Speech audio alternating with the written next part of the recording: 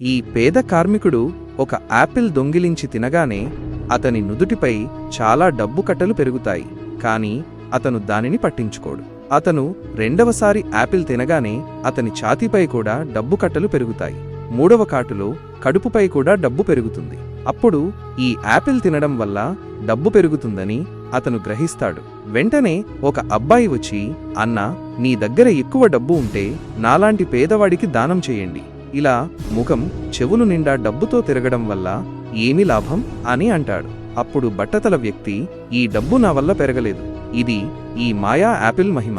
ఇది తింటే నాకు డబ్బు పెరుగుతోంది అని చెబుతాడు. కాని లావుగా ఉన్న వ్యక్తి బట్టతల వ్యక్తి మాటలను నమ్మడు. అప్పుడు బట్టతల వ్యక్తి అతనికి యాపిల్ తిని డబ్బు పెరిగేలా చేసి చూపిస్తాడు. అప్పుడు లావుగా ఉన్న వ్యక్తి యాపిల్ తినడం వల్ల డబ్బు పెరుగుతుందని నమ్ముతాడు. అందుకే అతను వ్యాపారి దగ్గరకు వెళ్లి అరకిలో యాపిల్స్ కొంటాడు. ఇక్కడకు వచ్చి చూస్తే ఒక వ్యక్తి యాపిల్ తిని చాలా ధనవంతుడవుతాడు. అప్పుడు అతను కూడా యాపిల్ తిని ధనవంతుడవుదామని అనుకుంటాడు.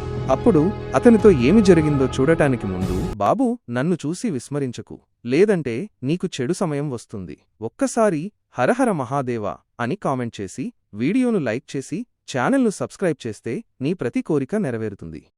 యాపిల్ తినడం వల్ల అతని శరీరం నల్లగా మారుతుంది. ఎందుకంటే అతను చాలా పెద్ద దొంగ మరియు మోసగాడు.